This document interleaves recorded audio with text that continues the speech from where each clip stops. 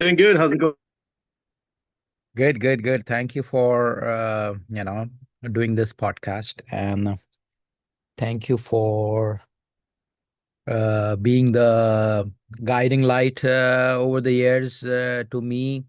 I don't know if you remember, you were the first person I asked, how can I donate my organs? Do you remember? Yeah, it's been a long time, but yeah, I remember. Yes. So you told me that, I can do it with, register with the DMV and donate life and thank you also for your guidance throughout the evolution of the app Life Immortal and the roadblocks that we faced and success stories in general that you shared over the years about the goodness and the blessings behind the organ donation as a cause in general, the nobility and the extreme virtue where human beings are able to help each other through various ways and forms in the space of organ donation. So first of all, that intro, and now just unleash and share what you would like to share about your journey in the organ donation arena and your experiences and the stories. We'll kind of unfold them one step at a time, one by Okay. one. Yeah. Yeah. So thank you for giving me the space. So first, let me get started by giving little background of my career education. So, by education, I'm a physician from Pakistan. Yep. I moved to US 23 years ago with the hope of getting into residency, getting my license, and working as a physician. While I was studying for my boards, I got introduced to this field of tissue banking and organ donation, which was something novel to me because I've never heard of anything about tissue banking or donation. I mean, just in general, that their organs being donated, but nothing in details. I'm talking about back in 2002. Hmm. Um, but I started working as a tissue processor where donated human tissues came to a facility where technicians were trained to process those tissues according to the specs and make different grafts out of them. And they call them allograft, which are transplanted from one person to another person. So I learned that some skill over there. Worked for like few years with them in San Francisco, and I was got an opportunity to work in the tissue recovery, which is I was working on tissue; those are recovered, and I was processing them. And then I found an opportunity to work and see how the tissues are recovered. So that brought me to Los Angeles, Hmm. where I work with another tissue bank over there. Got to learn a lot of new skill sets, Hmm. uh, like those skill sets that stay with you forever. Okay. Yeah. So, and got to know a lot of like how to work with the medical examiners, with the different kinds of agencies, what to review, work in medical examiner's office, especially Los Angeles medical examiner's office is the humongous among, one of the biggest in the country. Hmm. And then the sheer volume of cases they receive, Hmm. they cover a big area. Hmm. So luckily for me, I got to learn all that stuff. Then I moved to New Jersey. Hmm. My journey took me to New Jersey because I gained so much experience during those years. So another one of the biggest issue bank based in New Jersey offered me a position to move over to New Jersey, and they were starting some new process. So I became part of that. There's a lot of R and research and development involved in that, coming up with different ideas of like what we can make out of the donated human tissues. Hmm. Worked there for a while. Then for family reasons, moved to Houston Okay. and started working for an OPO here. Or OPO means Organ Procurement Organization in Houston, Mhm. where I'm currently working to. That's where I got to know, like, I went into organ donation and the process of how the organs are donated, how you keep them working or functioning Mhm. while once the patient is not able to do it by itself Mhm. because of underlying circumstances or medical event that happen, Mhm. which make them incapable of maintaining their organs by themselves. So, and then also learn how to match those organs to new recipients or found new homes for the gift. Mhm. Um, and also like working with in the hospital with different in the ICUs with different transplant surgeons. Mhm. It's a humongous field and learn. There's a lot of potential to learn and development. Still, like new things keep happening every few months. There's a lot of research going on. Mhm. So that's what I keep learning my stuff. Right. And now I'm in a position where I have enough experience to not only take part in R&D stuff and but also training newcomers too. Mhm.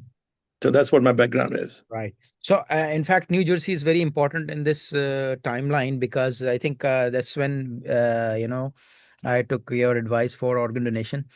And also, you used to tell me that, that this organ donation environment in New Jersey. And coincidentally enough, back in 2021, I was at the American Dream Mall in New Jersey, and there over there I saw a non-profit in the space of organ donation doing these sign-ups, and I told told myself, why are we not utilizing information technology or huge mobile resources to not only sign people up but also to bring close the recipients and donors, because chronologically speaking that was the next step to bring the recipients and donors together. But initially I just wanted to utilize a way where signing up uh, could be done through with an app or some online resources. However, uh, I now I realize that when people are signing up to Life Immortal, it's a bilateral promotion. It's not only for Life Immortal, signing on Life Immortal, but it is also about signing up with organ donation, because there are so many misconceptions and inhibitions, ethnic and religious and cultural, that people are not aware of, and the virtues of this process. And also just overall understanding of how it just requires nothing, and you can help so many people just being healthy and being in a position to change the life of someone. Yep. Yeah, it's a like we always say that it's a dual advocacy. If we're not advocating for the recipient, we're also advocating for the donors too. Right. It is because of the donation, like at a time of grief when somebody lost their loved one, Mhm. it is one of the biggest achievement or to come up and say we want to donate and Right. save somebody's life. Right. So that is like the biggest gift that you can give to someone, a gift of life. Yep. Yep. Yep. Yep. um yeah, so it is indeed a I big mean, thing. you just opened a new window in my head, which again I did not know that not only through Life Immortal we are promoting the app itself and the process of organ donation, but we are doing it also for donors and the recipients as well. Yep. I never. Again, you are in a position to ascertain these angles more accurately. So tell me about the skills that you told me that they're lifelong in your toolkit. If you Yeah, so all when I started as a tissue processing technician, you come to learn like what first of all what tissues are that can be utilized. So let me tell you, like every single tissue in human body can be used to enhance anybody somebody else's life, Mhm, be it skin, bones, mhm, cartilage, tendons, ribs, mhm, even fingers, mhm, um, corneas, mhm, eyes. I mean the sclera.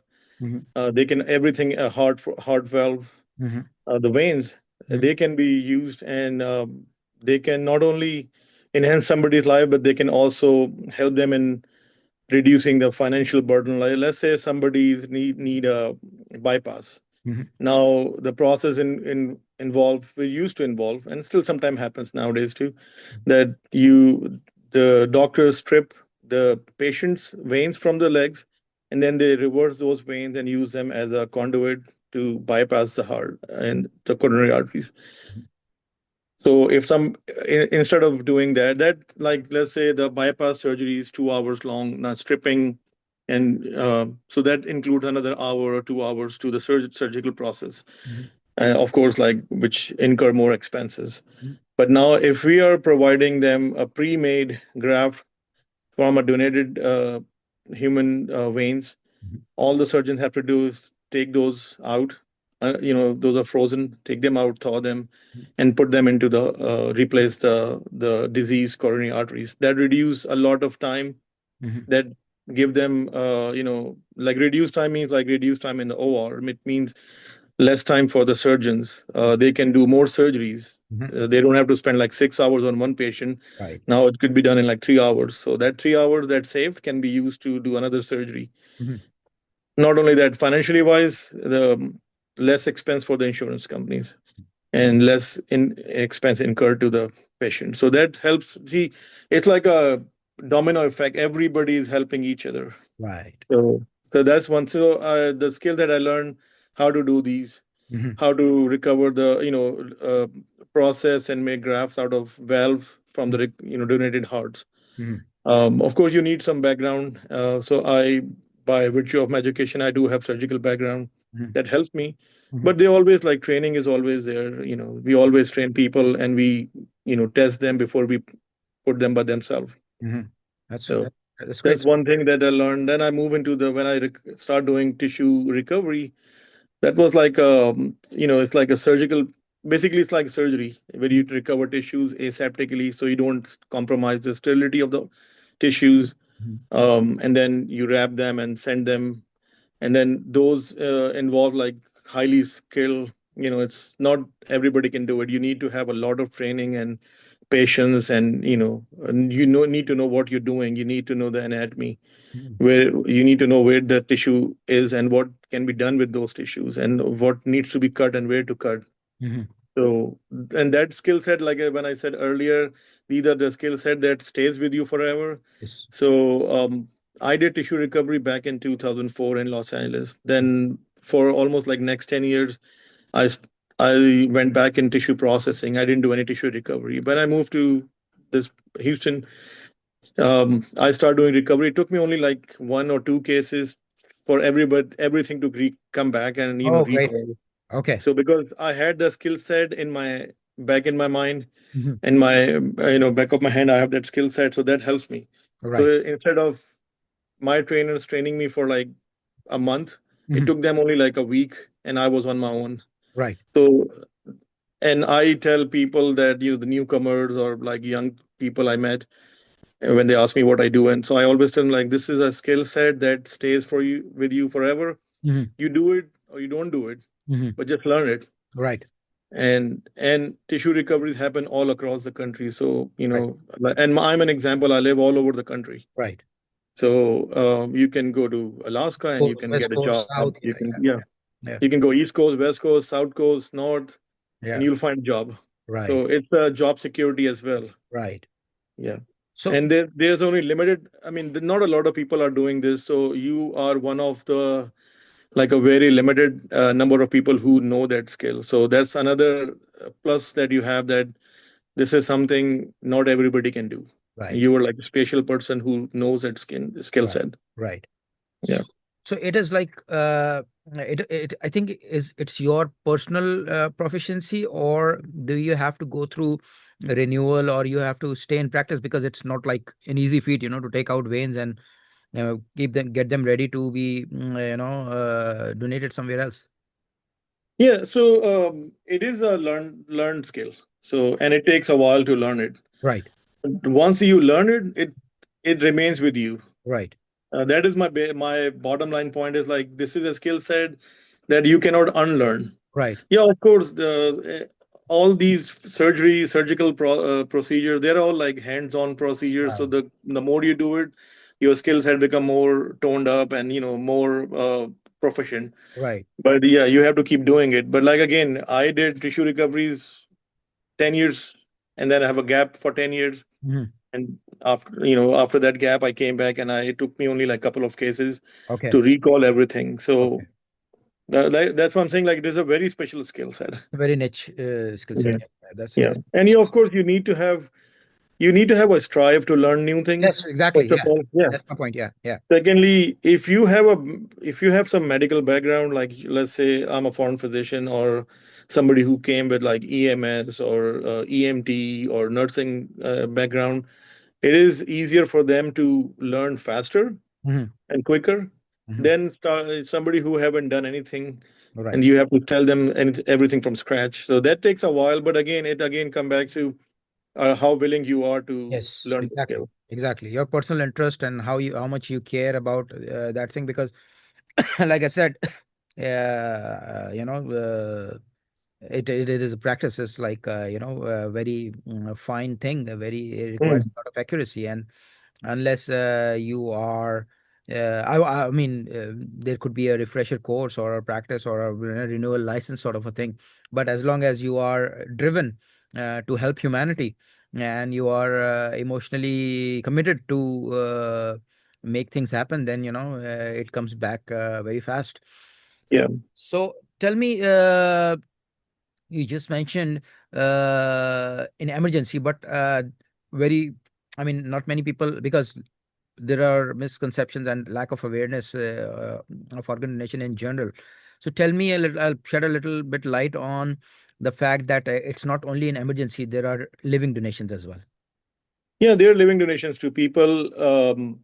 Living people can donate their, like they have two kidneys. Right. They can donate a kidney to somebody they know, and that could be a person not only from your family. That could be a person from your church, Yes. somebody in your neighborhood, Right. somebody at your work, somebody a friend's friend, Hmm. or a family member's extended family member. It could be anyone. Right. So that's living donation. The other one, which is more prevalent, is a cadaveric donation, where that most of the organ procurement organization work with the hospitals is if somebody is have a devastating injury, Right. like a stroke Hmm. or traumatic injury, brain, like an accident or something, or a cardiac arrest, and then they got anoxic brain injury, which we in medical term anoxia means less or no more blood supply to the brain, which makes the brain function lose its functions. Right. So once the hospital make the determination that this person has a devastating injury and they're not going to recover back to the normal status, Hmm. either they will be dependent on a ventilator, or they will be in a vegetative state, or they will remain in hospice until they pass. Right. Once hospital that made that determination, then they send referrals to their local organ procurement organizations Hmm. to come and review these referrals and see if there's any potential for organ donation. Right. And then the technicians or the coordinators go out to the hospitals, and then they uh, talk to the nurses, talk to the doctors, Mhm. find out what's going on with the patient, what's the family's status is, and once they make a determination, we call it a eligibility or suitability. Once if we found that okay, this recipient, this patient is suitable for organ donation, so we tell the nurse, the healthcare staff that when I say healthcare staff, it involves the doctor, the nurse, the charge nurse, anybody involved in that on the unit. That Mhm. okay, this I came. I evaluated this patient. I looked through his medical record, his past medical history, his labs, chemistries, diagnostics, CT, chest X-rays, ultrasounds, MRI, everything, and we made a determination that this patient is suitable for organ donation. Hmm. So if anything changes in the plan of care, Right. which is if the family make up their mind like they want to withdraw life support, or the healthcare team decide this, we're going to do a brain net testing and declare this patient brain dead. Hmm. So keep the local organ procurement organization updated. So, Hmm. and we'll continue to follow, and we go from there. So at that point, we'll like we'll continue to follow that patient every day, Hmm. twice a day actually. Hmm. Um, and then once we found out, or once we get notified by the hospital that the family is making a decision Hmm. about this patient, then we go and talk to the family. Hmm. So there are two kinds of patients there. Some of them are registered, like you said. You go to the DMV when you Hmm. get your license, Hmm. and they offer you. Most people have seen that they have donate life signs and um, brochures available in the DMV. Right. So you can, and they offer you like you want to become a donor, and if you signed up, your license have a heart on it, which indicates to the emergency medical personnel that this guy or this patient is a registered donor. Right. So that's one.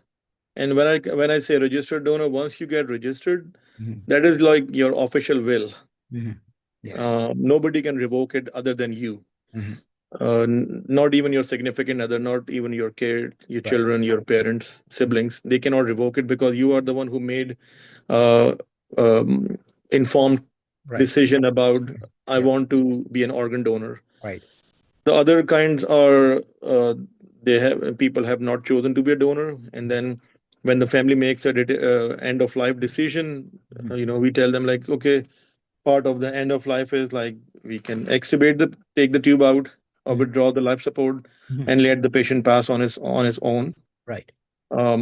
Otherwise, if they don't pass, then most likely they will go to hospice until they expire. Hmm. Or there's an option that you can save somebody else's life by Hmm. donating their organs. Hmm. And if the family is elected to do that, then we go from there. Right. So those are the two kinds of ways that you can move forward with organ donation paths. Right. So, but there are also this kind of donation, for example, liver, that you donate part of your liver and it grows back. Yeah, that's living donation. Right. So living donation is like you can give a part of your liver to somebody, Hmm. and your liver remains there and it start healing and start growing back. Right. You can donate your kidney, one of your kidney. Of course, those organs which can either grow back or you have two of them, Right. and you can survive with one kidney. Hmm. So those are living donation. But Right. I work in mostly in cadaveric side. Hmm. So living donation is not my specialty. Okay. I can tell you like a little in general, like that's how it works, but Right. not. I don't have much details about it. So, what are other organs, or like skin or tissues or cornea? Because So totally novice so about let it. me. So there is one is called organ donation, Hmm. and the other one is called tissue donation. Okay. Organ donation is life saving, Okay. and the Congress has passed an act in 1960 something, Right. which that it's called Anatomical Gift Act. Okay. Which basically bound the hospital to send referrals to their local procurement organizations so they can come and evaluate because of the so much shortcoming short of the organs, Hmm. and there are like too many people who needs organ replacement. Right. So that's why Congress end up passing a act to Right. make it official. Right. So that's organ donation, and we call it life saving Hmm. because organ can save life. And then tissue donation is after death. Hmm. Okay. So organ donation, you have to be on a ventilator. You have to be a beating heart. Right. You have to have your blood pressure at a certain number. Hmm. So we know that the organs are getting good blood supply, blood flow, so they are viable. Right. They're not getting diseased because of not getting enough nutrition through the blood or Yes. oxygenation. Yes. So that's organ donation. Now the tissue donation is after death. Okay. So as long within 24 hours of death, Hmm. as long as the body is cooled or refrigerated, Hmm. up to 24 hours, you can recover tissues. When I say tissue, it means skin, bones, cartilage, Okay. eyes, corneas, Right. Okay. heart valve vessels. Okay. So tissue donation, we call it life enhancing. Okay. So it enhances your life. That Somebody can survive without, let's cornea, say, cornea or skin or a cartilage. cornea. Yeah. Yeah. It's not going to threaten their life. Right. But if they get a cornea replaced, then Mhm. their vision can get better. They can get back to their work. They Right. can carry on with their normal life activities. Right. So that's why tissue donation is called life enhancing. Right. It enhances your life. Right. Uh, and organ donation is it saves your life. Somebody will probably die because they couldn't get a kidney, Right. or they couldn't get a liver or heart or lung or pancreas, or Right. they could die Right. because of not having that organ. That is right. So that is the difference between organ donation and tissue donation. One, organ donation, life saving; tissue Mhm. donation, life enhancing. Mhm. So those are the two types. Right. And you can do both. You Mhm. can be a tissue organ and tissue donor. You could be an organ donor only. You can be a tissue donor only. The organ, like I said, organ donation is life saving. So if we try to explain people like, this is going to save somebody's life. Right. But tissue donation is life enhancing. Mhm. So if you don't donate your tissues, it's not going to end somebody else's life. Right. But if you donate your tissue, it can help somebody, have a like add more 5, 10 years to their life, or add more like quality to their life. Right. So, but you have a choice. Like you can say, I don't want to donate my tissues because of your whatever reasons you have, cultural or religious or social reasons, whatever you have. Right. You can say, I don't want to donate skin because our burial ritual or the way we wash our body doesn't allow that. That's right. You can say, okay, I just want to donate my heart for valves. Mhm. Um, you know, so in that way, the valves can be used to replace somebody's disease valve, Right. and you can still help somebody. And Right. Yeah. Yeah. So, for example, what I was trying to understand was that this entire process, like for example, whether it is when you go to DMV, is it like the full body donation or skin only or organs only? What does it entail? so most of the time, when you go to DMV and you sign up for being a donor, Mhm. it is donation for everything, includes organ and tissues. Okay. Yeah, it is for both of them. But Okay. then you have an option. You can, once you get registered, you can go on the website, Right. you put your name, date of birth, you pull up your record, and you can deselect what you don't want to donate. Right. So in that way, you have a choice. But when you go and sign up at DMV, it's for everything. Right. Okay. And a Okay. lot of countries, not in the US, but like in UK, everybody is by default is a donor Right. until you deselect it. Right. But Right. in the US, you have a choice. You can go and become a donor. If you don't want to, Right. you don't have to. Right. Yeah. Okay. So when you just mentioned when you moved to Houston, you mentioned that you learned something new about was it about the process where the recipient rejects the organ or what? I did not understand accurately, maybe. So there is always a chance of organ rejection. Okay. That's why we do so the process of organ donation starts with first with the consent. Uh-huh. Family consented they want to be a donor. Second thing, I mean, actually, it started with first with suitability. Like if that patient is even suitable to donate organs. Hmm. So, somebody who have active cancer, of course, you cannot, use their organs Right. if they have actively going on cancer or they're on active chemotherapy or something. If they have like end stage renal disease and they're dialysis dependent, of course, you know that end stage renal disease, kidneys are not viable, they're not functioning. That's why he's on dialysis, Okay. he or she.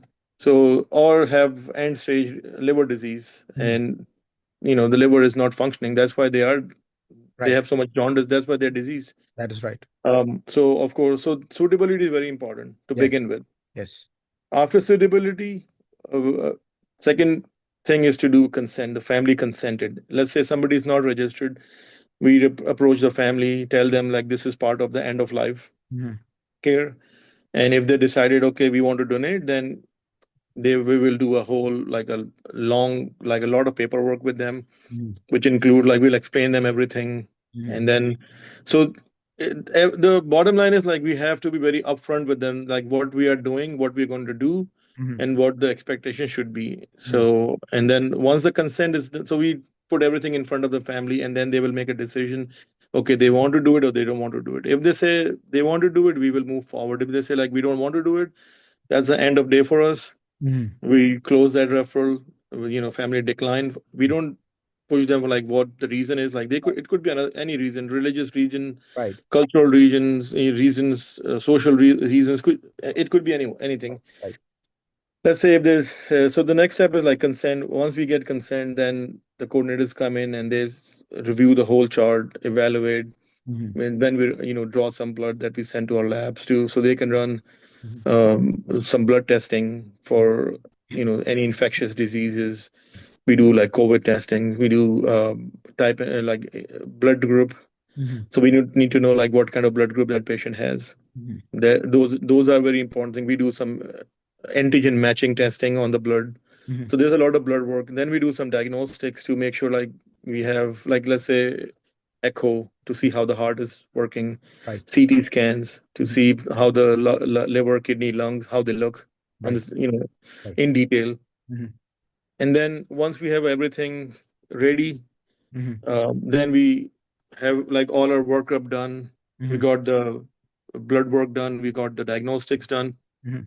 Now we're moving to allocation phase Mhm. where we put everything. There's like a central system. You put everything in there. It's called UNOS, United Network for Organ Sharing. Mhm. That like every region is connected to them. Okay. So that's like a central body that you put all your donor stuff in there, and then they will create a matching list Right. based on the blood group, based on the antigens, based on the serology status, and then you go by the list, and Right. then you start sending offers to the recipients doctors, Right. and then the doctors review everything and they decide, okay, can you get me another repeat echo Mhm. or get me another x-ray or some blood work or something. Mhm. And uh, we we follow whatever they ask for. And if everything falls in place and then they say, okay, yeah, our recipient looks suitable, Mhm. then they will say, okay, we're going to accept this organ. Right. And then we will the next step will be working on like what time is suitable for everyone, like because let's say so we're doing we're pursuing heart, lung, liver, kidneys. Lung is going somewhere, like lung is going east coast, heart is going west coast, Okay. kidneys are going south. Mhm. So we need to bring everybody on the same page, like all the surgical team. Right. Most of the time, the center that accept the organ, they send their own team. So we have to make sure that everybody's on the same page. So we do a lot of huddles, Mhm. meetings on the phone, Right. and sometime on the Zoom, on Teams. So bring everybody on the same page and Right. see what time works for everyone. Right. Because it's not only the surgeon's availability, it's also how suitable the recipient is to undergo that surgery. Because this is not just a surgery to take one organ and put another organ. They have to be after the surgery.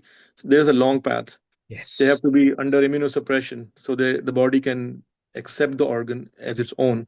Yes. So we have to make sure like they are healthy enough to undergo anesthesia. They are healthy enough to sustain that surgery. Yes. They are healthy enough to, you know, after the kidneys are placed, they are able to survive Right. the immunosuppression. Yes. So that's a lot of stuff that the recipient team has to do also. And Yeah. this is everything like so much coordination involved. Yes. That's right. Yeah, Yeah. I mean, it's wonderful because that's what we are trying to do with Life Immortal. That, for example, but I think that coordination is time is a defining factor in all this, yeah, and also of course biological matching is also there. But I would like to confirm with you one thing that when you're talking about the consent of the family, it's in a situation where the donor has already is already not registered. Hmm. Is that right? Yeah, if they're not registered, Right. then Then you you need have to family then consent. you have to get consent from the family. Right. Okay. So in that you have to first make a determination who's the legal next of kin is. Right.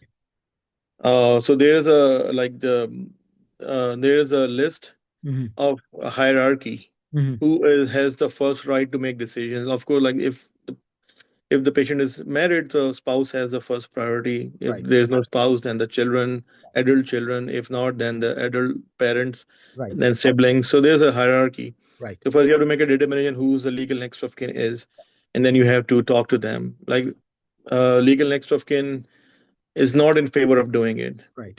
So they have the right to say like I'm not doing, I'm not in favor of donating any organs for XYZ whatever reason they have. Yes. At that point, since they're the legal next of kin, they have the decision making power. You just, they say, thank you very much for at least listening to us. Right. We tried, Hmm. and we understand your reasons, Right. and but thanks for considering at least. Right. Sometimes people donate organs, and there are times when we were unable to find any recipients for Right. some reason. Right. But it is a thought that we always tell the family, it is not that actual donation, it is a thought that counts. That Absolutely. in your time of grief, you considered about Right. somebody else. Right. That's When it's like the most important and most like the grief right. period of your life. That's right. And you thinking about other people and saving somebody else's life. So that is the thought that counts. Right. If organ plays, well and good. Right. If we're unable to find a recipient, Right. we will find someone else. Right. But it's not like you don't have to be thinking about, oh, I donated and we couldn't find a recipient. Of course. No. No. No. Yeah. Your thought that count, your effort Right. that you made to go move forward with the donation process. Yes. So that's what we are trying to do with Life Immortal is that to increase the pool of contributions Hmm. that bring more people not only in through the signups of Live Immortal but also bring more people into the circle of organ donation as in general. And also this is like a soft a trial for people because whoever is signing up with Life Immortal is not signing up with DMV or anything. It's just a very open sourced platform, and you can get into an insight into what the life as organ donor or a recipient is, or what this beautiful world where people can help each other, living or dead, saving life or enhancing life, because as human beings, I don't, I mean, of course, there are many species and but I think human beings have that distinction. I'm not sure about aliens doing organ donations. But human beings have this novel and noble opportunity to save others, and because ultimately at the end of the day you are cremated or you are buried, and so why not utilize it for someone who really needs it, and you can still live as long as you want in somebody else. And this entire process I think requires more than one sitting, and I will formally request you to come back again whenever your schedule permits. And because like for example, for our next call or something, I would like to know about this emergence of stem cells. I would like to know about busting the myth that once the paramedics or emergency staff see the donor sign on the ID, they don't save you. There is a lot of controversies going on. So we would love to hear it from people who are been there, done that, and are actually into it. So thank you once again for your time, and You're uh, welcome. and it was wonderful talking to you. Really informative, and I hope to catch you again soon in near future. Sure. Thank you very much. Thank you for calling me. Thank you, Doc. Thank you so much. Uh, Bye. Thanks. Take care. Bye.